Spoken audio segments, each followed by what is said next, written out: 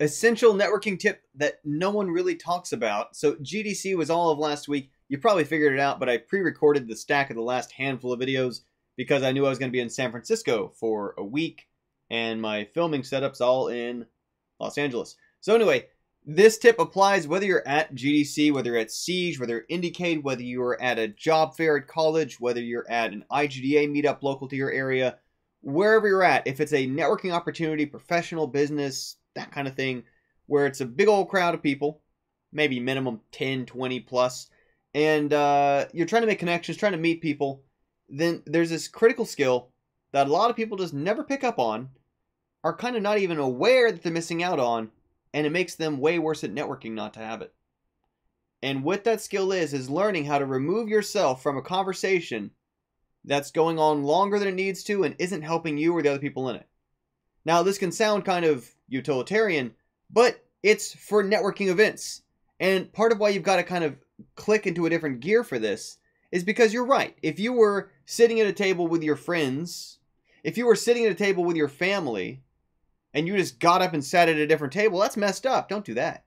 But if you're at a professional networking event, and you let that same sense of social binding, social contract, social sense of, well, I'm here with these people, sitting by these people, so I should just stay right here. If you let that sink in too bad, then you are making at least half as many connections missed.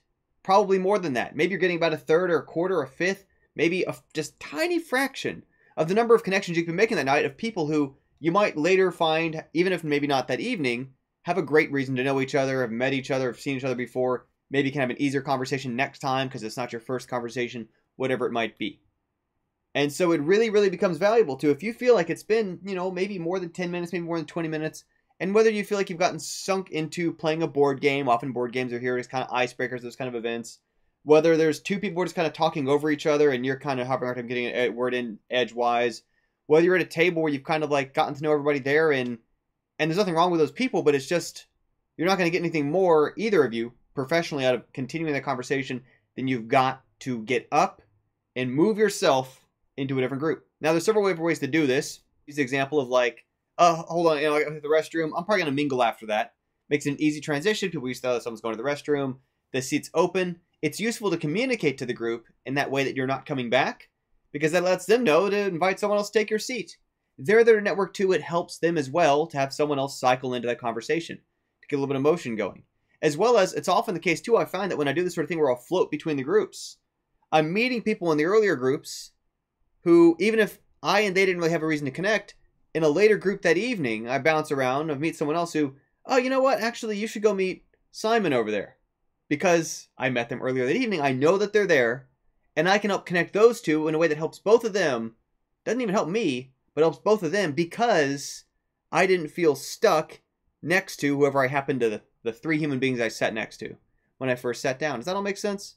And this is something that very much will massively accelerate, multiply, literally minimum 2x, maybe 3x, maybe 4x, maybe 5x, the number of connections you're able to add to your network. Obviously, loose, remote connections, soft connections at first, people who are just getting some FaceTime in with, learning something about and vice versa, maybe trading business cards, but to come out of a single evening, because otherwise then you just burn the next 50 minutes, sort of kind of gotten your intros out of each other and then figured out that maybe no immediate alignment. And there's nothing wrong with that, because oftentimes the value of networking is often long-term. It's the fact that later on down the line, one of you or the other realizes a connection to put you in touch with someone else or realizes a reason to reach out to you. But that evening, you might have learned as much as you need to from either side, and that's fine. That's not a problem. It's not socially inappropriate. It's entirely appropriate for a professionally networking context to get yourself out of that situation, shuffle to another group, and just keep shuffling the decks. So again, you can mention, I really feel like I should mingle. It's often the case that if I've mainly been talking to people, let's say it's not the first time I've talked to them, and so, part of why I came over and talked to them is because maybe it's former coworkers, maybe we've met before at other events, conferences, meetups, whatever. And so, I definitely want to say hi to them. I want to make sure I greet them. But I can also pretty overtly just say, like, I want to make sure I'm meeting new people. I don't just want to hang out, only talk to people I already know. Y'all are great, but I gotta move around a little bit. People understand. Again, it's a professional networking event. That's what it's happening. That's why it's there. That's how it works. Everyone gets that. And the more people get that, the better everyone does. And speaking of which, this other point I love making about networking is a reminder that coming out of GDC, coming out of, I think, IGD meetup right before that, networking isn't just about helping yourself. It's absolutely about helping other people in your network. It's about helping other people in your future. That the more you grow your network of people who have experience, of people who do different skill areas, people who know different other people, different other companies, different regions of the world, and so on, the more useful you can be to them and to your future connections by putting them in touch with each other. So really, think of it as you're doing things to help your future connections, doing things to help other people in your network by continuing to grow yours. And again, that begins by getting 2x, 3x, 4x, 5x, the number of meets into a single professional networking event by not getting stuck in one place, but mingling, moving around, excusing yourself. And again, letting them know, feel free to have someone take the seat. I'm going to move around a little bit. It's totally fine to say. Thanks always for tuning in, and I'll have another video for you all tomorrow.